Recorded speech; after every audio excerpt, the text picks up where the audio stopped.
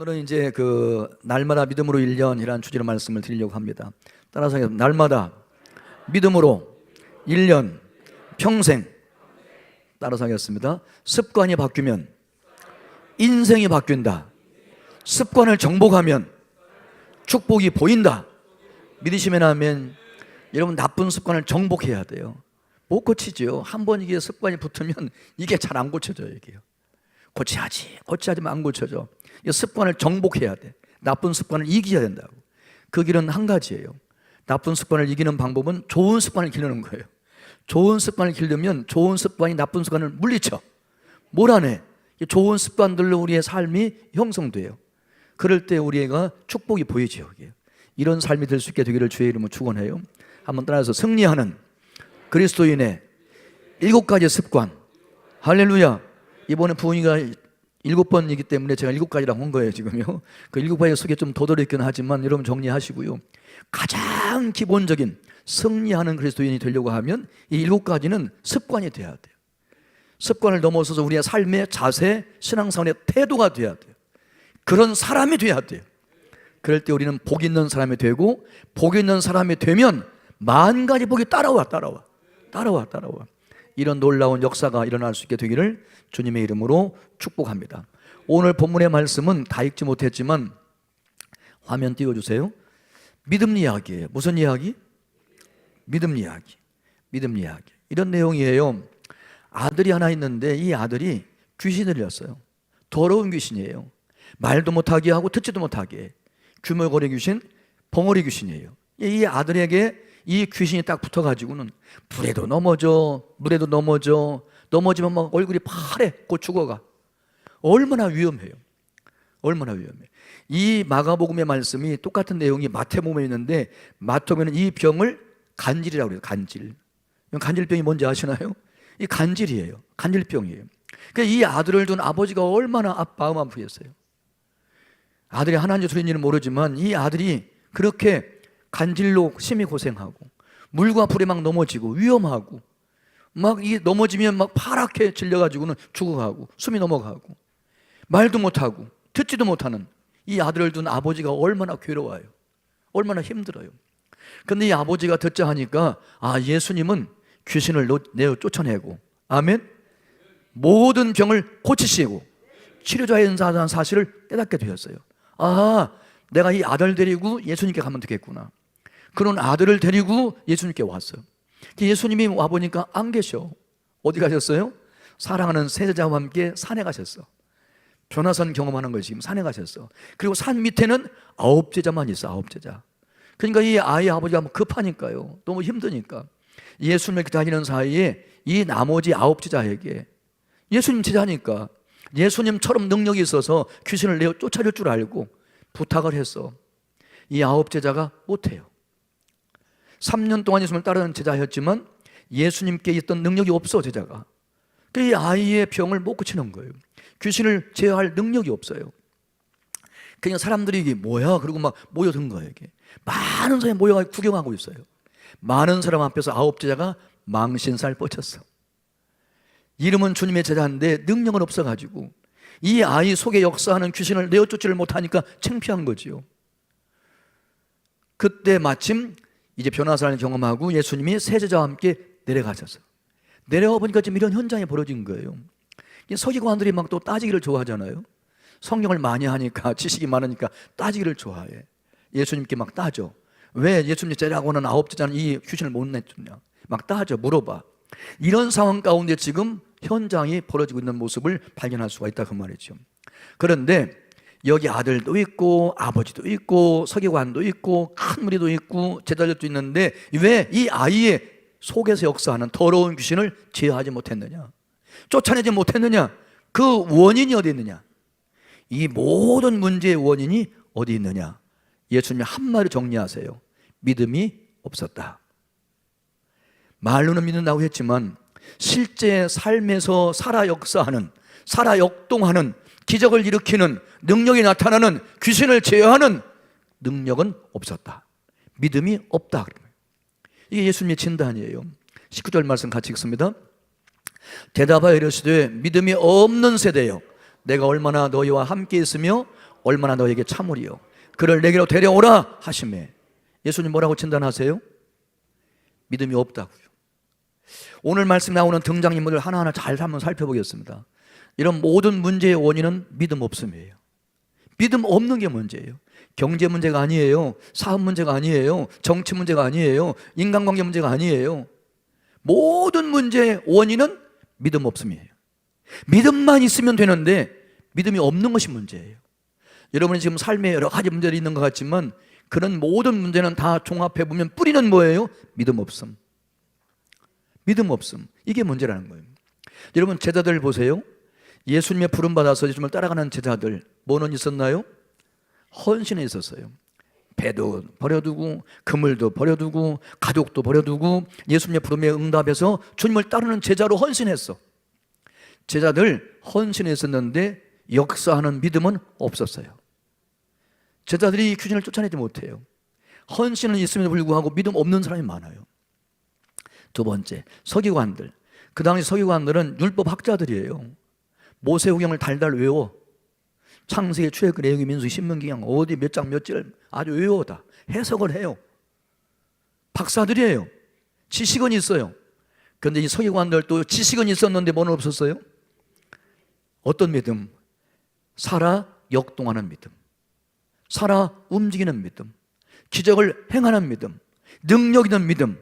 이 믿음은 지식은 있었지만 없었다는 거죠. 큰 무리, 여기 이 광경 앞에 무슨 일이 일어났는가, 그리고 모여든 수많은 사람을 큰 무리라고 했어요. 수십 명, 수백 명 모였을 거예요. 이 큰 무리는 뭐가 있었나요? 호기심이 있었어요. 도대체 무슨 일이야? 예수님 어떻게 하나 보자. 호기심은 있었어.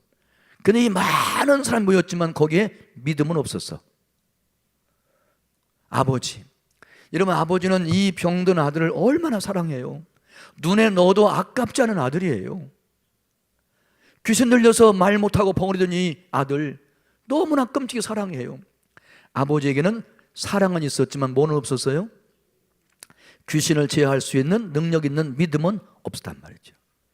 그러기에 종합해보면 여기에 지금 벌어지고 있는 이 사건 속에서 보면 여러 종류의 사람들이 있지만 다 다른 건 있었는데 한 가지 부족한 거 뭐가 없었다? 믿음이 없었다. 그게 예수님의 결론이에요.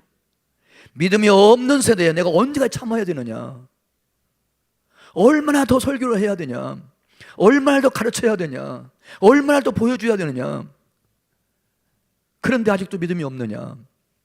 믿음이 없는 세대라고 종합 진단 하고 있음을 확인할 수가 있습니다. 그렇다고 하면 우리 경제 문제, 자녀 문제, 사업 문제, 직장 문제, 인간관계 문제, 모든 문제의 해결책은 무엇일까요? 여러분 이제 하셔야지. 이제 모든 문제 해답은 뭐예요? 믿음 있음. 할렐루야. 모든 문제 해답은 믿음이 있음이에요. 믿음이 있으면 모든 문제는 다 해결돼요. 믿음이 문제예요. 그러니까 예수님은 모든 문제 해결책이 믿음이라고 말씀하고 있어요. 제가 이 말씀을 준비하면서 이제 다른 복음서까지 너무 많으니까 마가복음만 쭉 1장부터 읽으면서 믿음이 있을 때 어떤 역사들이 나타나는가 하는 것만 쭉 정리를 해봤어요. 제가 마가복음만 일단 오늘 본문이 마가복음에 있으니까 그랬더니 마가복음 2장에 딱 보니까 마가복음 2장에 한 사람의 친구가 한 사람이 있었는데 중풍병자예요. 일어나지 못해, 걷지 못해, 예수님이 가고자 하면 가지 못해, 예수님을 믿어 갈지를 못해. 그런데 이 중풍병자에게 4명의 친구가 있었어. 4명의 친구는 예수님의 소문을 들었고 예수님한테 가면 이 친구의 중풍병 고칠 수 있다는 믿음이 있었어. 갈 수가 있어. 그러길래 이제 이 중풍병자를 놓고 4명의 친구가 들것에다가 앉혀놓고 내 귀를 잡고 갔어. 미국 간 거예요. 여기. 근데 사람이 너무 많이 모인 거예요. 여기. 문제 있는 사람이 너무 많아. 세상에는 너무 많아. 예수님 만나려고 그냥 너무 많이 모였어요. 그러니까 혼자 예수님 앞에 가기도 어려운데 이게 중풍병자를 메고 내 친구가 예수님 앞에 갈 수가 없어요. 그런데 너무나 간절해. 오늘 이 친구가 꼭 예수님 만나야 되는데, 예수님을 통해서 고침받아야 되는데, 오늘인데 오늘. 그래서 이 내 친구가 이 친구를 메고 지붕으로 올라갔어. 이 우리나라 지붕하고 달라. 유대에 있는 지붕은 평평해. 나무를 올려놨기 때문에 걷어낼 수가 있어. 그 나무를 걷어내고 지붕을 뜯고 예수님 말씀하시는 앞으로 그 친구를 내 귀에 달아서 내렸어요. 이때 주님 말씀하세요. 5절 말씀 같이 읽습니다. 예수께서 그들의 믿음을 보시고 중풍병자에게 이르시되 작은 자야 내 죄사함을 받았느니라. 할렐루야. 예수님 보시는 건 딱 하나. 학벌을 보시나요? 스펙을 보시나요? 외모를 보시나요? 재물을 보시나요? 소유를 보세요? 지위를 보세요? 예수님은 우리를 보실 때 딱 하나 보세요. 지식이 많든 적든, 돈이 많든 적든, 지위가 높든 낮든, 외모가 잘생겼든 못생겼든, 주님은 그런 거 안 봐요. 우리를 보실 때 주님은 딱 하나만 보세요. 뭘 보세요? 믿음. 주님은 우리를 보실 때 믿음만 보세요. 믿음만. 그 믿음만 있으면 역사해요, 주님이. 여기 말씀 보시면 예수께서 그들의 믿음을 보시고 그랬어요. 뭘 보시고? 믿음을 보시고. 요 누구의 믿음이에요? 그들의 믿음이에요. 그들의 믿음. 중풍병자의 믿음, 그 내 친구의 믿음, 합해서 그들의 믿음. 그들의 믿음을 보시고 먼저 그들에게 무슨 복을 주셨나요? 내 죄사함을 받았느니라. 복 중에 제일 먼저 받아야 할 복은 죄사함이에요. 왜냐하면 모든 문제를 일으키는 원인이 죄예요. 죄가 오기 전에는 문제가 없었어요. 그런데 세상 속에 죄가 딱 들어온 다음에 이 죄 때문에 모든 문제가 생긴 거예요. 이게 죄에 대한 문제를 해결하는 것이 가장 시급해요. 예수님은 그걸 아셨지요. 그래 그들의 믿음을 보시고 먼저 그들의 죄를 사해 주셨어요. 이게 구원의 시작이에요. 할렐루야. 죄사함. 믿으면 죄사함 맞습니다. 한번 따라하세요. 죄사함은 믿음에서 온다. 할렐루야. 죄사함이 어디서 와요? 믿음에서 와요. 사람들이 볼 때는 이 중풍병자가 고침받는 것이 우선인 것 같지만 아니에요. 중풍병자가 고침받았다고 할지라도 죄 문제 해결되지 않으면 오히려 그는 멸망하고 말아요. 예수님에게는 순서가 먼저 죄예요. 죄 문제 해결이에요. 죄 문제 해결. 죄사함부터 먼저 하세요. 그런 다음에 이제 사람들이 이제 웅성웅성해. 아니 자기가 뭔데 죄를 사해줘. 그 당시 유대인들은 죄를 사하는 권세, 죄를 심판하는 권세, 이 큰 권세는 오직 하나님 아버지께만 있다. 하나님 아버지만 가지고 있는 대권, 큰 권세가 두 가지가 있는데 죄를 사하는 권세, 죄를 심판하는 권세, 이 두 가지의 큰 권세는 하나님 아버지만 있다고 생각해요. 근데 예수님이 자기가 뭔데?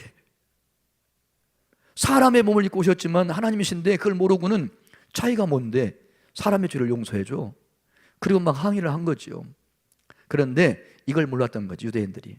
하나님에게 있는 두 가지 권세, 죄를 사하는 권세와 죄를 심판하는 권세를 하나님은 그 아들 예수님에게 주셨습니다.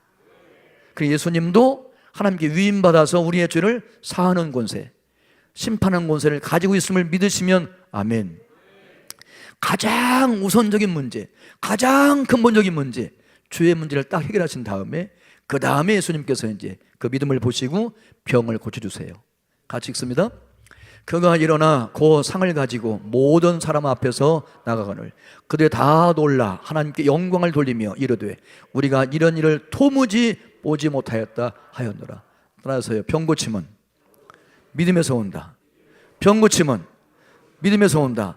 그렇게 믿으시면 두 손 들고 아멘. 할렐루야. 이게 병 고침은 믿음에서 와요. 하나님 믿음 보시고 병을 고치시는 거예요. 오늘도 할렐루야.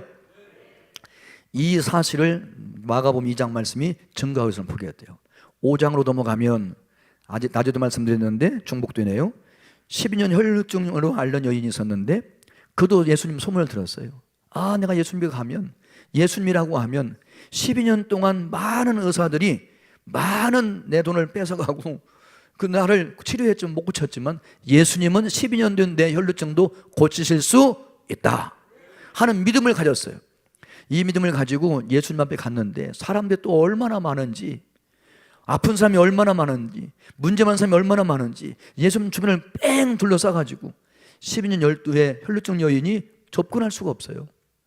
그래서 그 고민하다가 예수님 앞으로 못 가고 예수님 뒤에 가서 그의 옷자락만 잡아도 내 병이 고침받을 수 있다라고 하는 믿음을 가지고 믿음의 손을 벌려 예수님 옷자락에 손을 잡았어요. 그 순간에 예수님께서 능력이 나가 12년 동안 아무도 고칠 수 없었던 그 여인의 혈루 근원이 뿌리채 말라버렸어요. 예수님은 우리의 병을 치료하실 때 증상만 치료하지 아니하시고 뿌리, 원인까지 치료하시는 분인 줄로 믿으시면 아멘. 예수님이 치료하시면 재발이 없어요. 의사 선생님이 치료하면 재발이 있을 수 있는데, 약사 선생님이 약 준 거 먹으면 증상이 없어지지만 뿌리는 없어지지 않는 재발이 있을 수 있는데, 예수님은 우리의 믿음 모시고 병을 고치실 때 아주 뿌리까지 마감먹으면 혈로 근원이 말랐다. 근원이 뿌리가 다시는 재발이 없었다 그 말이지. 온전한 건강이죠. 그 예수님께서 그 여인을 바라보시며 이렇게 말씀하세요. 같이 읽습니다. 예수께서 이르시되 딸아 내 믿음이 너를 구원하였으니 평안히 가라. 내 병에서 놓여 건강할지어다. 할렐루야. 따라서요, 구원은 믿음에서 온다. 평안은 믿음에서 온다. 건강은 믿음에서 온다. 믿으시면 아멘. 오늘 본문 말씀, 이 아이의 아버지가 데리고 왔는데 9주째 못 고쳤어요. 예수님 변화산 경험하시고 내려오셨어요. 예수님께서 이제 말씀하시는데 그 예수님 말씀을 잘 들어보세요. 같이 한번 보겠습니다. 예수께서 이러시되 할 수 있거든이 무슨 말이냐? 믿는 자에게는, 누구에게는? 믿는 자에게는 능히 하지 못할 일이 없느니라. 한번 따라서 하겠습니다. 능력은 믿음에서 온다.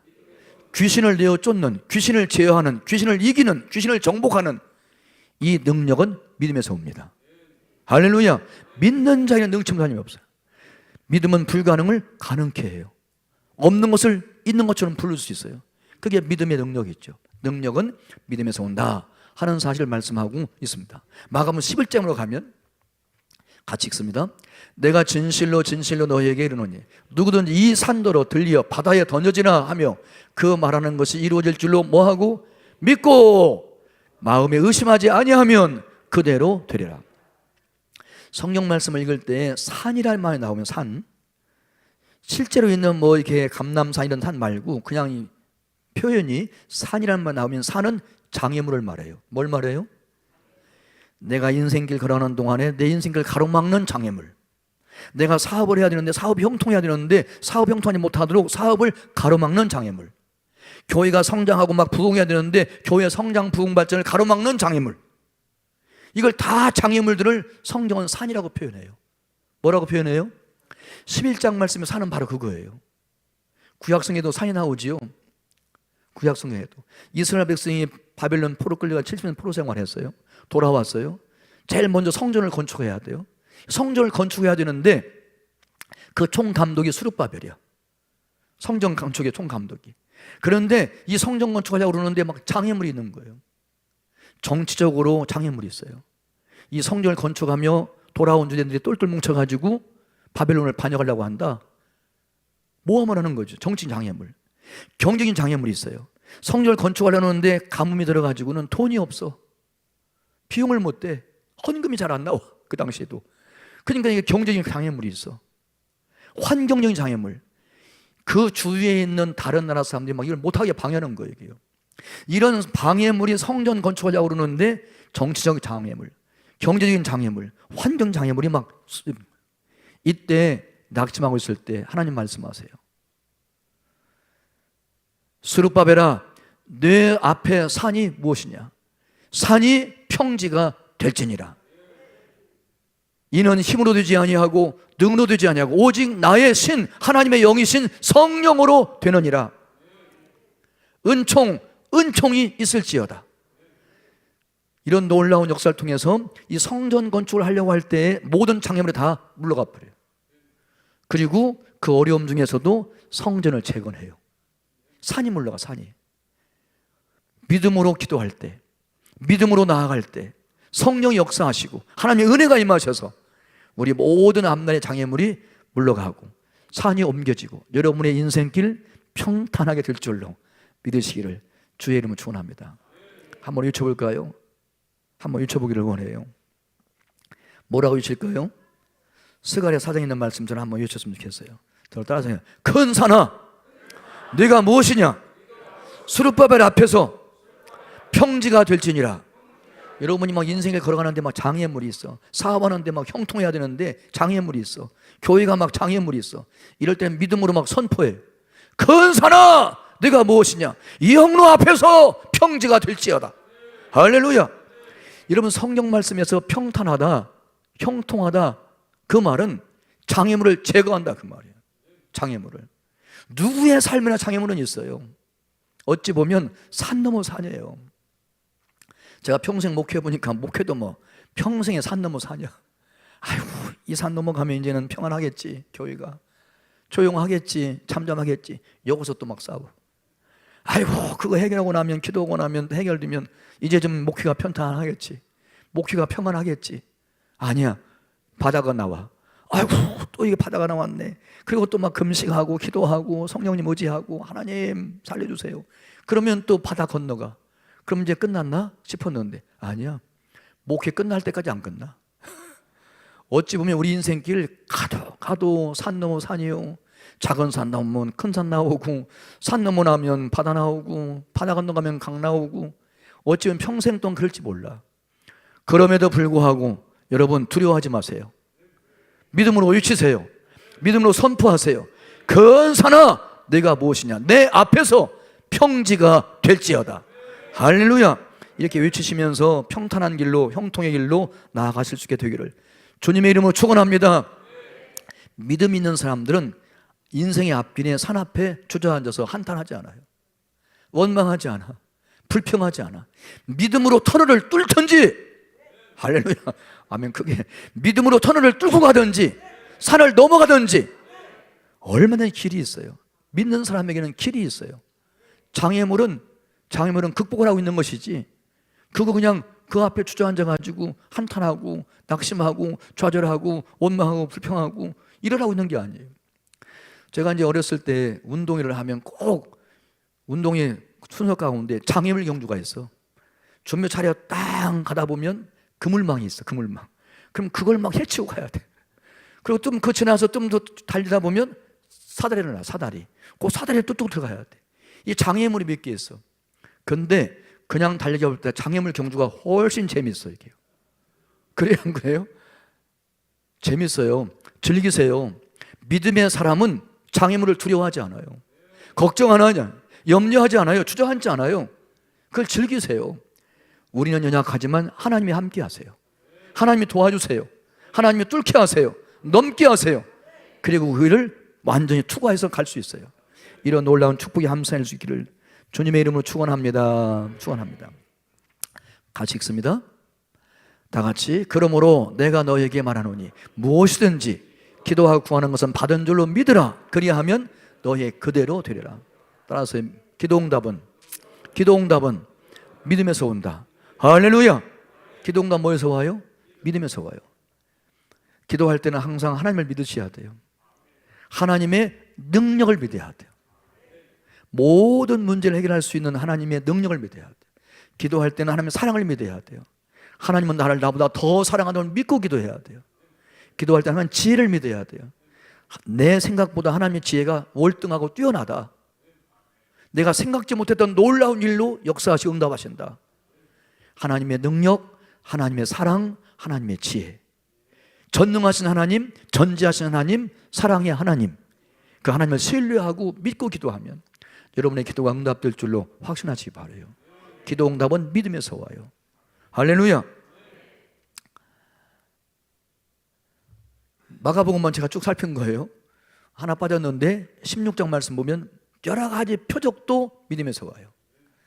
정리하겠습니다. 저를 따라서요. 모든 축복은 믿음에서 온다. 모든 축복은 믿음에서 온다. 하나님은 축복을 창조하시고 지으시고 명령하시고 선포하시는 분이에요. 모자람이 없어요. 부족함이 없어요. 모자람이 있다면 우리의 믿음의 부족이에요. 하나님을 탓하는 원인은 나한테 있어요. 그리고 우리는 힘써서 복을 많이 받으려고 하기보다는 믿음을 키우는 거. 믿음을 키우는 거. 이게 우리의 과제예요. 이게 우리의 과제예요. 한번 저를 따라서 하겠습니다. 죄사함은 믿음에서 온다. 병 고침은 믿음에서 온다. 구원은 믿음에서 온다. 평안은 믿음에서 온다. 건강은 믿음에서 온다. 능력은 믿음에서 온다. 기적은 믿음에서 온다. 산을 옮기는 것은 믿음에서 온다. 기도 응답은 믿음에서 온다. 모든 축복이 다 어디서 와요? 믿음에서요. 이건 마가복음 하나만 봐서 그렇지 마태복음, 누가복음, 요한복음 성경 말씀을 보면 이게 뭐 믿음에서 오는 복이 셀 수가 없어. 손가락이 모자라. 하나님은 풍성하게 복을 주시는 분이라 우리가 다 셀 수도 없어요. 그런데 이 모든 복은 다 믿음에서 온다 하는 사실만은 확실해요. 그게 문제는 축복이 아니라 믿음이다 하는 사실을 확인하실 수 있게 되기를 주의 이름으로 축원해요. 그러면 모든 복이 믿음에서 오는데 그럼 그 믿음은 어디서 오느냐? 믿음은 어디서 오느냐? 나에게 부족한 그 믿음은 어디서 오느냐? 따라서 하겠습니다. 믿음은 말씀에서 온다. 믿음은 말씀에서 온다. 같이 읽습니다. 예수께서 이르시되 할 수 있거든이 무슨 말이냐? 믿는 자에게는 능히 하지 못할 일이 없느니라 하시니 곧 그 아이의 아버지가 소리로 이르되 내가 믿나이다. 뭐가 먼저예요? 오늘 말씀을 잘 보시면 구조상 뭐가 먼저예요?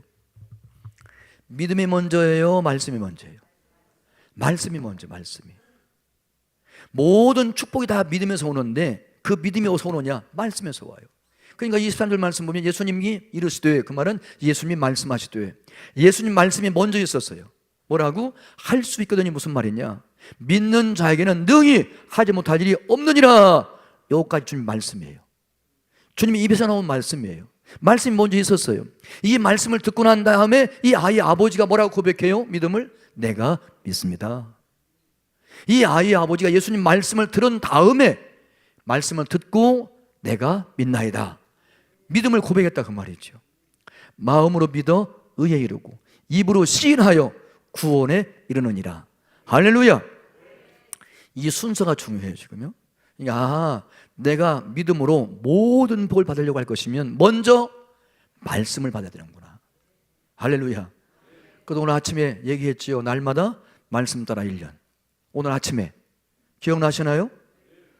어제가 아니고 오늘 아침에 했어요. 날마다 말씀 따라 1년. 먼저 말씀을 받아야 돼. 말씀을 받을 때 어떻게 받으라 했어요? 온 몸으로요. 온 몸으로 말씀 받아요. 눈으로 읽고 귀로 듣고 입으로 중얼중얼 묵상하고 말씀을 암송해서 마음의 창고에 쌓고 손으로 쓰면서 손 공부하고 그리고 발로 그 말씀을 실천하고 온 몸으로 말씀을 받는 거, 이게 우선이구나. 그러니까 모든 축복은 믿음에서 오는데 이 믿음이 말씀에서 온다. 말씀에서. 다음 진행해요. 같이 읽습니다. 나의 믿음 없는 것을 도와주소서. 이 아이의 아버지는 고백하죠. 내가 믿음이 없었습니다 주님. 내가 말씀을 듣고 나니까 주님은 모든 믿는 자는 능히 못할 일이 없는 거구나 하는 것을 알았습니다. 내가 그 전에는 말씀 듣기 전에는 믿음이 없었습니다. 내가 믿음이 부족한 것을 도와주소서. 이게 뭐예요? 기도. 믿음의 성장, 믿음의 증가, 더 크고 더 강하고 더 담대한 믿음으로 계속적으로 평생 동안 증가하고 성장하고 강화되도록 계속 믿음 없음을 고백하며 기도해야 돼요. 나의 믿음 없는 것을 도와주소서. 이건 간구지요. 기도. 그 다음에 예수님의 제자들과 예수님이 집에 들어갔어요. 예수님이 망신당했지요. 많은 무리 앞에서 창피하게 예수님 제자라고 하는데도 능력이 없어가지고 살아있는 믿음이 없어가지고 귀신을 못 쫓아내고 망신 톡톡 당했어. 창피하지. 집에 들어가서 부끄러우니까 조용히 물어봐. 예수님, 우리는 예수님 따르는 제자인데 왜 못했지요? 예수님이 한 가지 원인을 더 제공해. 같이 읽습니다. 이르시되 기도 외에 다른 것으로는 이런 종류가 나갈 수 없느니라.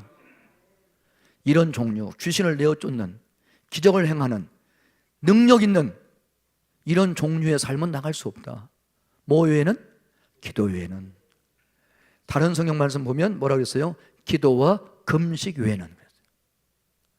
기도와 금식 외에는. 정리가 되지요. 정리가 돼요. 그럼 이 제자들이 귀신을 내어 쫓지 못했던 원인은 뭐예요? 믿음 없음. 왜 믿음이 없었느냐? 왜 믿음이 부족했느냐?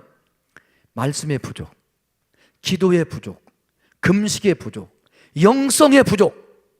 아, 이것이 원인이었구나 하는 사실을 발견할 수 있습니다. 따라서 모든 축복은 믿음에서 온다. 믿음은 말씀에서 온다. 믿음은 기도와 금식으로 강화된다. 성장한다. 확실하게 된다. 믿으시면 아멘. 여기에 공식이 다 있어요. 이제 이게 일평생 간직해야 할 믿음 생활의 공식이에요. 믿음 생활의 공식. 이걸 제가 이제 그림으로 한 거가 이거예요. 아침부터 보여주기 시작했는데, 우리가 이제 제가 이제 이번 부흥회 때 여러분 한 분 한 분이, 그리고 수원교회가 교회적으로 믿음나무 하나 심어가지고 믿음나무를 잘 키우기를 간절히 소망하는 마음으로 제가 부흥회 왔어요. 이게 제가 여러분에게 주는 선물이에요.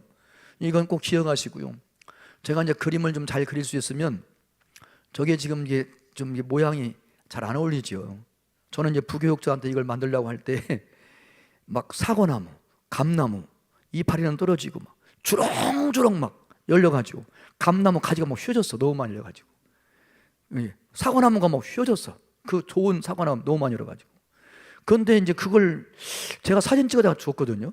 근데 그걸 기술이 없는지 못하더라고. 그냥 푸른 나무에 열기 맺혀놔서 지금 보기가 좀 그렇지만, 이해는 다 가시죠? 어떤 분은 또 제가 저걸 설명하니까 저기 열매 개수를 셌더라고. 19가지래. 아, 19가지가 다 안 된다니까. 다 열매로 표현도 안 된다니까요. 마가복음만도 그렇게 많은데 19가지 아니에요. 더 많아요. 풍성해요. 어쨌든 형상화된 건 이거예요. 따라서 하겠습니다. 마음의 밭을 갈고 말씀의 씨를 심고 기도의 물을 주고 감사의 걸음을 듬뿍 주고 회개가르치기를 하고. 잠깐, 제가 이제 여기 그 안성에 있는 그 일축제일교회에서 농촌 목회를 한 3, 4년 했는데, 거기 일축제일교회 제가 목회할 때 우리 그 성도님들 집에 과수원이 있었어요. 세계 제일이라는 큰 사과 맺는 과실. 그냥 뭐 서울 농대 나온 분, 남편이 서울 농대 나온 출신이에요. 그러니까 뭐 과수원 얼마나 잘하겠어요. 과학적으로, 학문적으로. 세계 제일이라는 이름이 붙은 막 사과 막 크기도 하고 맛도 있는 그 사과, 뭐 딸기, 뭐 계절마다 안 나오는 과일이 없어. 과일이 있어요. 또 한 집사님 권사님네 집은 포도밭을 했어요. 포도밭. 안성 포도가 얼마나 맛있어요. 제가 이제 거기서 3, 4년 목회한 동안에 막 그거 신선한 거 신방 가서 같이 일도 도와주면서 막 과일도 따먹으면서 그렇게 목회를 했어. 3, 4년 동안. 그리고 제가 서울로 이제 목회로 올라왔는데 그리운 거예요. 이게요. 야, 거기 그 일축제일교회 그 사과밭 막 눈에 후원해. 그 포도밭에 막 포도 너무 맛있는 거. 서울에 있는 건 비싸게만 하는데 맛은 없어. 신선도가 떨어져. 그래서 제가 막 그리워했어요. 그런데 이제 그 어떤 그 우리 집사람이 그 권사님하고 한번 통화를 한 적이 있는 것 같아요. 우리 목사님이 그걸 막 너무 그리워한다고. 그랬더니 그러냐고. 그러면 그 교회에 땅이 좀 있냐고. 근데 우리 교회에 그때 제가 이제 말년 교회 식당 옆에 손바닥만한 땅이 하나 있었어요. 조그만 거예요. 그 조그만 거 하나 있다고. 그럼 포도나무 한 2나무 보낼 거니까 그걸 심으라고. 그 드시라고. 그래서 알았다고. 포도나무 갖고 와서 그다 심었어요. 집에 내려갈 때 거름 주고, 식당에서 뭐 먹다가 음식 시켜 있으면 가다 심어주고, 거름을 막 듬뿍 줬어. 포도가 열렸어. 너무 맛있는 거예요, 이게요. 너무 맛있어. 그래서 이제 포도 잘 따먹고 난 다음에 그 다음 해에 막 더 막 거름도 주고 막 비료도 주고 물도 주고 막 잘 키웠어. 그 다음에 안 열려요, 이게요. 열렸는데 조금밖에 안 열려요. 크지도 잘 않아요. 그래서 제가 이제 권사님에 전화를 했어. 아니 권사님, 작년에는 잘 먹었는데 올해는 내가 정성을 기울였는데도 불구하고 열매를 잘 안 맺네. 열매 맺었는데 시들어버리고 맛도 없네. 그랬더니 권사님 저한테 딱 하는 얘기가, 목사님 가지치기 하셨어요? 제가 농사를 져봤어야 알지 가지치기가 뭔데요? 그랬더니 작년에 나왔다가 열매 맺고 있는 작년 가지, 올해는 열매 못 맺는데 그 가지는 그걸 잘라줘야 새로운 가지가 나오고 새로운 가지에서 맛있는 포도가 열린대. 그게 가지치기래. 아, 진즉이 좀 알려주지. 그래서 그 다음에는 이제 가지를 치고 다시 가꿨더니 새 가지 나오고 열매더라고. 우리의 신앙생활 속에 축복의 열매를 맺지 못하게 하는 가지가 있어요. 나쁜 습관, 죄, 부정적인 태도, 감사하지 않는 삶. 우리의 신앙생활 속에 축복의 열매를 주렁주렁 맺히지 못하게 방해하는 건 다 죄예요. 이걸 쳐내야 돼. 쳐내야 돼. 나쁜 습관을 고쳐야 돼요. 좋은 습관 만들어야 돼요. 부정적인 태도를 버려야 돼요. 부정적인 말, 부정적인 생각, 부정적인 행동, 이 부정적인 태도를 바꿔야 돼. 가지치기를 해야 돼. 이것 있으면 열매는 못 맺어. 우리가 신앙생활 오랫동안 해도 이 가지치기를 해야 돼요. 이것을 회개의 가지치기라고 그래요. 할렐루야. 제가 좀 첫 시간도 말씀드렸죠. 시간마다 말씀의 거울에 그날 말씀을 비추어서 나의 속에 잘못된 거, 열매 맺지 못하게 하는 거, 진행만 빨아먹는 거, 그러나 열매는 없는 거, 이런 걸 계속 회개라고 그랬죠. 회개한 만큼 이번 부흥회 때 은혜 받고 축복받는다고. 첫 시간에 그랬죠. 회개하지를 회개. 이걸 몰랐던 거예요. 회개하지를 해요. 다시 하겠습니다. 사랑의 온도를 높여요. 사랑의 온도를 높이고, 여러분 이게 나무가 추운데 잘 자라요? 따뜻한 데 자라요? 따뜻한 데서요. 따뜻한 곳에서는 나무가 막 쭉쭉 뻗어요. 크게 자라. 큰 나무 같아. 꽃을 많이 펴. 열매를 많이 맺어. 추운 데서는 그게 약해요. 사랑의 온도를 높여야 돼요. 이 사랑의 온도를 높이는 것은 내일 낮에 할 거예요. 기도물 주는 것은 내일 새벽에 할 거예요. 오시려면 오시고 말로 뭐 그렇게 할 거예요. 이거 지금 다 설명하는 거예요. 이번에 다는 못하지만 대부분 다 설명해요. 그렇게 우리가 할 일을 다 해. 요까지는 다 우리가 할 일이에요. 마음에 밭 가는 것도 우리가 할 일이고, 말씀에 씨를 뿌리는 것도 우리가 할 일이고, 기도에 불 주는 것도 우리가 할 일이고, 감사의 걸음을 듬뿍 주는 것도 우리가 할 일이고, 가지치기도 우리가 할 일이고, 사랑의 온도를 높이는 것도 우리가 할 일이에요. 우리가 할 일이에요. 이게 우리가 그렇게 우리가 할 일을 하면 그걸 보고 하나님이 성령의 담비를 내려. 믿음나무에 뭘 내려요? 성령의 담비. 찬송가에는 성령을 담비라고 했고, 성령은 상징이 많아. 불이라고도 했고, 물이라고도 했고, 빌기라고도 했고, 바람이라고도 했고, 많아. 성령의 담비가 내려. 이건 우리가 하는 게 아니야. 하나님이 성령 담비가 내려. 그러면 믿음나무는 자라. 더 크게. 아멘 하면 끝까지 더 크게, 더 크게, 더 크게. 큰 나무 같아. 시냇가에 심은 나무처럼 큰 나무 같아. 그러면 나무가 클수록 축복의 열매는 더 많이 맺어. 풍성한 축복의 열매가 주렁주렁 맺히는 거예요. 주렁주렁. 이게 우리의 일생의 신앙생활의 모습이에요. 그리고 여기 다 지적한 것들은 다 기본적인 승리하는 축복의 열매를 맺는 축복의 통로가 되어지는, 마지막 시간에 얘기하겠지만 그런 한 가지는 다 기본적인 사항이에요. 이건 끊임없는 반복. 복 중에 복은 반복. 복 중에 끊임없는 반복을 통해서 이것이 습관이 돼야 되고, 태도가 돼야 되고, 그런 사람이 되면 여러분이 복 있는 사람 돼요. 할렐루야. 이거 하나 하려고 제가 이렇게 소리를 지르네요. 이거 하나요.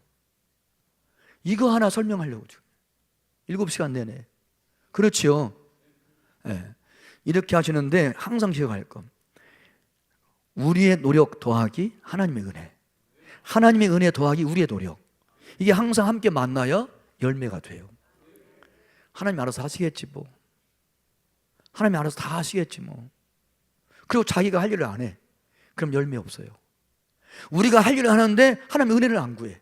우리가 아무리 노력해도, 우리의 수고해도, 우리가 이런 걸 다 한다고 할지라도 이 우리의 모든 수고를 헛되지 않게 하시는 분은 하나님이세요. 하나님의 은혜를 주셔야 되는 거예요. 항상 축복은 하나님의 은혜 더하기 우리의 노력이에요. 우리가 할 일은 착실히 열심히 하고, 그리고 구하면 하나님의 은혜를 주셔서 우리가 노력한 것이 헛되지 않게 하심으로 믿음 나무는 성장하고 복의 열매는 충만할 줄로 믿으시기를 주의 이름으로 축원합니다. 예수님께서 보시는 것은 뭐라고 그랬어요? 지식이에요? 지위예요? 재산이에요? 외모예요? 다 아니야. 오직 믿음이야. 오직 믿음이 있나만 보세요. 얘기 하나 해드릴게요. 옛날에 저 경상도 진주에 6.25 지난 뒤에 얼마나 가난해요. 전쟁 고아가 얼마나 많아. 이게 진주라는 마을에 전쟁 고아들이 있어. 고아원이 있어. 고아원. 이 고아원에서 이제 아이들을 모아가지고, 전쟁통에 부모 이름 부하들 모아가지고 돌보는 고아원이 있었는데, 진주 고아원이 있었는데, 그 고아원에서 이제 아이를 맡아서 믿음으로 잘 키워. 말씀을 가르쳐. 이렇게 키워. 그런데 이 아이들이 자꾸 막 밀려오니까, 고아원에 많으니까 18살이 되면 독립을 해야 돼. 고아원을 나가서 스스로 힘으로 살아먹어. 근데 이 진주에 고아원이 하나 있었는데 거기서 믿음으로 잘 성장한 고아가, 부모님도 안 계셔요. 형제자매 없어요. 혼자예요. 근데 이 아이가 18살이 되니까 너도 이제 할 수 없이 나가서 독립해라. 그러니까 스스로 벌어서 먹고 살아라. 그게 규칙이니까 고아원. 그 아이가 나왔어요. 갈 때 있어요? 제가 고아라고 그랬지. 찾아갈 부모님도 안 계시고 형제자매도 없고 호롤단지는 혼자인데 뭐 갈 데가 없어. 그런데 나와서 어디로 갈까 하다가 이 아이가 형제자매 부모는 안 계시지만 이 고아원 선배였어. 고아원 선배. 자기와 고아원에서 같이 자란 선배 중에 18살 먼저 돼가지고 독립한 선배가 생각나요. 이 선배가 고아원에서 나온 다음에 그 친구는, 그 선배는 역전해서 구두닦이 해가지고 먹고 살았던 거예요. 그 선배가 생각나가지고는 갈 데 없으니까 선배를 찾아간 거예요. 선배가 잘 알지요, 상황을요. 이렇게 됐다. 그러니까 그래? 여기는 지방이라 손님이 많지 않아서 구두닦이 다 혼자 하는 것도 일이 모자라. 그러니까 나무 혼자 먹고 살기도 힘들어. 그러니까 내가 또 후배니까 너 서울에 갈 수 있는 기차표 하나 끊어줄게. 서울역으로 가라. 서울역은 사람이 많이 왕래하니까 구두닦이 사람이 많을 거다. 너는 거기서 독립에 살아라. 기차표 하나 달랑 끊어가지고 후배한테 줬어. 이 고아원에 나온 18세 된 이 소년이 기차표 하나 달랑 가지고 찾아갈 곳도 없고 부모도 없는데 서울역 가는 기차 타고 출발한 거예요. 근데 아직도 18세지만 어리잖아요. 이게 진짜 기차가 막 이제 칙칙폭 지나가는데 한참 지나가니까 오징어나 땅콩이요, 오징어나 땅콩이요 하고 지나가니까 침이 꿀컥 먹고 싶어가지고. 그런데 말할 수가 없잖아요. 속으로 기도했어요.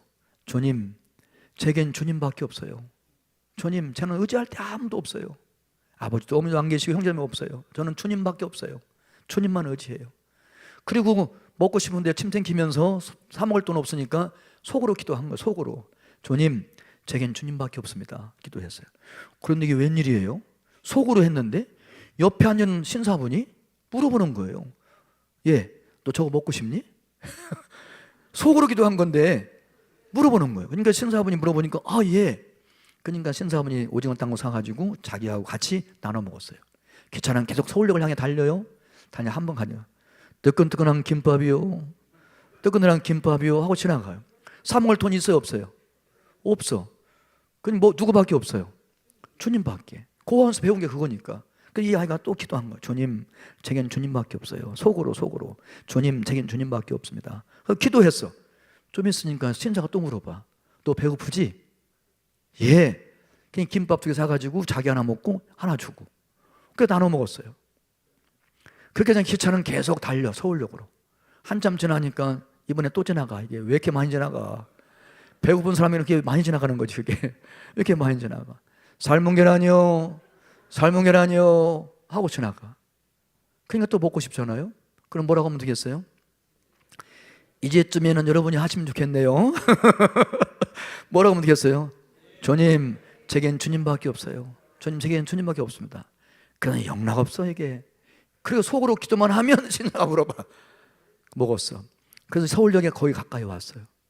그러다 보니까 이제 김밥도 나눠 먹었지, 계란도 나눠 먹었지 하다 보니까 이제 옆에 있는 신사람하고 얘기가 된 거 아니에요. 서울역 가까이 오니까 물어봐. 서울역 내려서 어디 갈 거냐? 누가 사냐 서울에? 물어봐. 그랬더니 신사분에게 그동안 얻어본 것도 있고 같이 타고 왔으니까 오랜 시간 동안 자기 상황을 쭉 설명 다 했어요. 저는 갈 데 없습니다. 고합니다. 18세가 돼 독립해야 되기 때문에 나왔습니다. 선배가 기차표는 끊어주고 서울 가서 구두닦이를 하면서 왔습니다. 그러나 당장 갈 데 없습니다. 그러더니 그날 그 신사가 그 고아를 데리고 자기 집에 갔어요. 부자예요. 씻기고 잘 먹이고 좋은 잠자리 재우고. 그리고 그 다음날 아침에 출근할 때 아이가 물어봐요. 혹시 너 내 친구가 운영하는 공장이 있는데 너 아직 어리지만 가서 심부름이라도 하면서 독립해 볼래? 그랬더니 이게 웬일이에요 이게요. 너무 감사하죠. 예 하고 출근하는 그 집주인 따라서 갔어. 그분의 친구분이 공장을 해요. 아직은 어리니까 심한 일 시키지 말고 그냥 이 공장 심부름 시키라고. 그리고 맡겼어. 그래서 이 아이가 그때부터 그 공장에서 이제 심부름하면서 먹고 사는데 얼마나 신앙이 좋은지요. 싹수가 있었던지요. 아직 어리니까 어려운 일 안 시키고 심부름만 시켰는데 심부름하고 남는 시간에 사장님 차도 닦아놓고 사장님 구두도 닦아놓고 사장님 눈에 똑 드는 거예요. 야, 이게 아직 어린데 싹수가 있네, 희망이 있네. 그리고 그 아이를 잘 봐서 사장님이, 그리고는 그를 야간 고등학교 공부를 시켰어요. 얼마나 열심히 공부를 했던지 이 아이가 서울대학에 들어갔어요. 얼마나 열심히 했는지요. 공장에서 심부름하면서 서울대학 갔어요. 야간 고등 해가지고. 서울대학 졸업할 때쯤 되니까 사장님에게 외동딸이 하나 있었어. 너무 고하지만, 인간적으로 보면 고하지만, 그런데 아무리 봐도 지켜보니까 너무 아이가 믿음이 있고 희망이 있어 보이니까 하나밖에 없는 딸을 줘서 결혼시켰어. 그 나중에는 그 사위에게 공장을 다 송두리째 맡겨주었어요. 그 사람 이름이 실제 인물이에요. 한신이라는 사람이에요. 이게 실제 이야기예요, 이게요. 여러분, 이 한신이라는 사람은 고아원에 있을 때 믿음으로 잘 키워주고 믿음을 심어줘가지고 그 속에는 믿음이 있었어요. 육신의 아버지는 없었지만 하나님 아버지가 계셨어요. 육신의 아버지보다 100배, 1000배 나은 하나님 아버지가 마음에 있었어요. 주님으로 모셨어요. 그래서 삶을 살아가는 동안에 계속 그 주님을 믿음으로 의지하고 신뢰하고 바라보고 기도하고 의논하고 아멘, 아멘, 아멘, 그러고 살았다 그 말이죠. 그랬더니 그렇게 넘치게 잘 되는 축복을 받게 되었습니다. 할렐루야. 저 한번 따라서 하겠습니다. 주님, 제겐 주님밖에 없습니다. 주님 한 분이면 충분합니다. 모자라지 않아요. 부족하지 않아요. 주님 한 분이면 충분해요. 세상에 10 아버지보다 나아, 100명의 엄마보다 나아, 1000명의 선생보다 나아. 하나님 한 분이면 충분해요. 주님 한 분이면 충분해요. 전지하신 하나님, 전능하신 하나님, 지혜로우신 하나님, 나보다 날 더 사랑하신 하나님, 주님 한 분이면 우리 인생살이 충분합니다. 독립하세요. 부모님 기대하지 마세요. 너무 의존적이지 마세요. 부모님 의존하지 말고 주님 의존하세요. 할렐루야. 친구 의존하지 마세요. 주님 의지하세요. 그게 믿음이에요. 주님 한 분이면 충분해. 여러분은 주님 한 분 모시고 있으면 다 가진 거예요. 세상에 부유한 사람 부러워하지 마세요. 세상에 권세 있는 사람 부러워하지 마세요. 세상에 지식 많은 사람도 부러워하지 마세요. 세상에 지혜 있는 사람도 부러워하지 마세요. 우리는 더 귀한, 더 존귀한, 한 분이면 충분한 예수님이 나의 구주, 하나님이 나의 아버지, 나보다 나를 더 사랑하는 아버지, 한 분이면 충분합니다. 할렐루야. 그렇게 믿으시면 아멘. 믿음으로 고백하겠습니다. 주님, 제겐 주님밖에 없습니다. 주님 한 분이면 충분합니다. 할렐루야. 어깨 좀 펴요. 뿌듯하지요. 부러울 게 없지요. 두려울 것도 없지요. 걱정도 없지요. 염려도 없지요. 두려움도 없지요.